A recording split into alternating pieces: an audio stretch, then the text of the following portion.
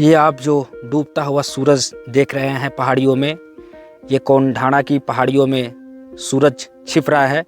और ये चारों तरफ से जो आप किलेबंदी देख रहे हैं, ये पूरा ये कोंढाणा की जो पहाड़ी है उस पे जो किले है उसकी चारों तरफ से किलेबंदी कर दी गई है। अगर हम इसके इतिहास की बात करें, प्रारंभिक इतिहास की, तो दक्कन सल्तनत काल के मुस्लिम इतिहासकार फरिश्ता के अनुसार इसको कोंढाणा को सिंहगढ़ भी कहते हैं। सबसे पहले बता दें, यहाँ पे जब तान्हा जी का अंत हुआ तो इसको सिंहगढ़ के नाम से जाना जाने लगा। और इसके प्रारंभिक इतिहास की हम बात करें,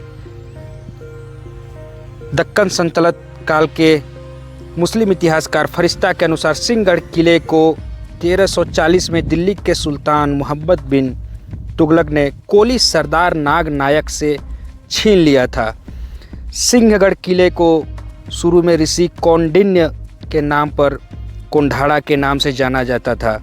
किले को 1328 में मोहम्मद बिन तुगलक की सेना ने 8 महीनों की घेराबंदी के बाद कोली सरदार नाग नायक से जीत लिया था। इसके बाद यह बहमनी सल्तनत का हिस्सा बन गया और इसके बाद 1485 में अहमदनगर की निजाम शाही का हिस्सा बना। निजाम शाही के पतन के बाद यह 1500 के दशक के अंत में आदिल शाही के नियंत्रण में आ गया। इब्राहिम आदिल शाह द्वितीय के सेनापति के रूप में शाहजी भोसले को पूरे क्षेत्र का नियंत्रण सौंपा गया था। उनके पुत्र छत्रपति शिवाजी महाराज ने आदिल शाही को स्वीकार करने से इनकार कर दिया और स्वराज्य स्थापित करने का कार्य शुरू किया। छत्रपति शिवाजी महाराज ने 1647 में किला नियंत्रित करने वाले आदिल शाही सरदार सिद्दी अंबर को यह विश्वास दिलाकर कोंढाणा पर नियंत्रण हासिल किया कि वह शाहजी भोसले के पुत्र किले की सुरक्षा को बेहतरीन तरीके से संभाल सकते हैं। बापूजी मुद्रल देशपांडे ने इस गतिविधि में महत्वपूर्ण भूमिका निभाई। आदिल शाह ने इस देशद्रोही कृत्य के लिए सिद्दी अंबर को जेल में डाल दिया और इसे वापस लेने की योजना बनाई। उन्होंने शाहजी भोसले को एक मनगढ़ंत अपराध के लिए कैद कर लिया और शिवाजी को इसकी सूचना दी। 1649 में आदिल शाह छत्रपति शिवाजी महाराज ने 1656 में बापूजी मुद्रल देशपांडे की मदद से इसे फिर से अपने कब्जे में ले लिया, जिन्होंने किले के कमांडर को नए बनाए गए खेड़ शिवपुर गांव में ज़मीन देकर राजी कर लिया और शांतिपूर्वक किले पर नियंत्रण हासिल कर लिया। इस किले पर 1662, 1663 और 1665 में मुग़लों ने हमले किए। 1664 में मुग़ल सेनापति शाइस्ता खान ने किले के लोगों को रिश्वत देकर इसे अपने हाथों में लेने की कोशिश की, लेकिन वह असफल रहा। 1665 में छत्रपति शिवाजी महाराज ने मुग़ल सेनापति मिर्ज़ा राजा जय सिंह प्रथम के साथ पुरंदर की संधि की, जिसके माध्यम से किला मुग़लों के हाथों में चला गया। कुछ युद्ध के बारे में बात करें तो 1670 में शिवाजी ने अपने कोली सूबेदार तानाजी मालुसरे के माध्यम से सिंहगढ़ की लड़ाई में तीसरी बार किले पर विजय प्राप्त की और किला 1689 ईस्वी तक मराठा शासन के अधीन रहा। किले की ओर जाने वाली एक खड़ी चट्टान को रात के अंधेरे में यशवंती नामक एक पालतू मॉनिटर छिपकली की मदद से चढ़ाया गया था, जिसे आमतौर पर घोरपड़ के नाम से जाना जाता था।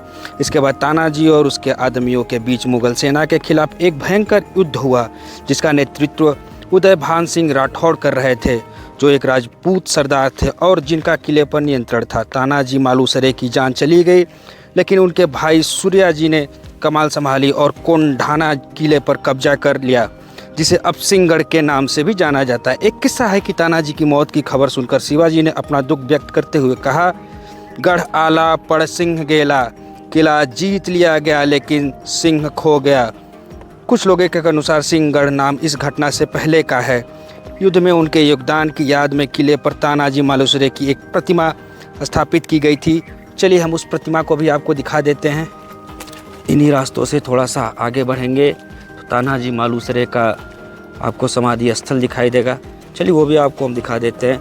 इस किले पर कुछ खास ऐसी चीज़ें नहीं हैं कि कुछ आपको घर दिखाई देंगे, थोड़े बहुत तालाब दिखाई देंगे, ये बगीचे, हरियाली, खूबसूरत नज़ारे आपको दिखाई देंगे और एक दो तालाब। ये देखिए यहाँ पे आपको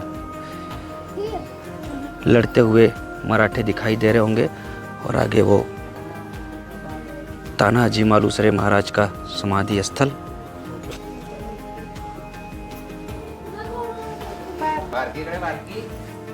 ये देखिए यहाँ पे नरबीर सूबेदार तानाजी राव मालुसरे, स्थापना माघ वध 9 सके 1862, तारीख 20/2/1941 ईस्वी और इनका समाधि स्थल। संभाजी की मृत्यु के बाद मुगलों ने फिर किले पर से कब्जा कर लिया। सरदार बलकवड़े के नेतृत्व में मराठों ने 1693 में इसे फिर से अपने कब्जे में ले लिया।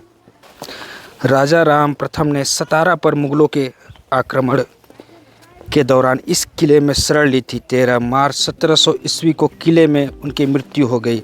1703 में औरंगजेब ने किले पर कब्जा कर लिया। 1706 में एक बार फिर मराठों के हाथ में चला 1706 में यह एक बार फिर मराठों के हाथ में चला गया। संगोला के पड़जी, शिवदेव विसाजी चाफर और पंत सचिव शंकर नारायण ने इस लड़ाई में अहम भूमिका निभाई। अगर हम पेशवा युग की बात करें तो वर्ष 1817 तक किला मराठा शासन के अधीन रहा। पेशवा शासन की एक शताब्दी से अधिक अवधि में किले का उपयोग पुणे पर आक्रमण करने वाली शत्रुतापूर्ण ताकतों से शरण लेने या विद्रोहियों के लिए बंदीगृह के रूप में किया गया। 1817 में ईस्ट इंडिया कंपनी के जनरल प्रिट्जलर ने माउंट स्टुअर्ट एल्फिंस्टन के आदेश पर किले की घेराबंदी की, जो तीसरे एंग्लो मराठा युद्ध के अंत में पुणे में कंपनी के निवासी थे और यह ब्रिटिश हाथों में चला गया। किला पुणे के कई निवासियों के लिए एक लोकप्रिय सप्ताहांत गंतव्य है, जिसमें सिंहगढ़ गांव के आधार से किले के शीर्ष तक पहुंचने वाले ट्रैकिंग उत्साही भी शामिल है। ट्रैक में 2.7 किलोमीटर यानी कि 1.6 मील की एक तरफा पैदल यात्रा शामिल है, जिस पर पैदल यात्री लगभग 600 मीटर 1950 फीट की ऊंचाई हासिल करता है। एक समय में विशाल किले के कुछ हिस्से खंडहर में तब्दील हो चुके हैं। किले में तानाजी का स्मारक और राजा राम प्रथम की समाधि है। आंगतुक सैन्य अस्तबल, शराब की भट्टी और काली देवी का मंदिर देख सकते हैं। साथ ही मंदिर के दाईं ओर हनुमान की मूर्ति और ऐतिहासिक द्वार भी है।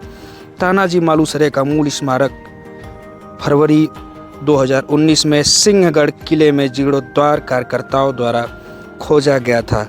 पत्थर की संरचना सीमेंट, कंक्रीट और तेल की परतों के नीचे दबी हुई पाई गई थी और माना जाता है कि यह लगभग 350 साल पुरानी है।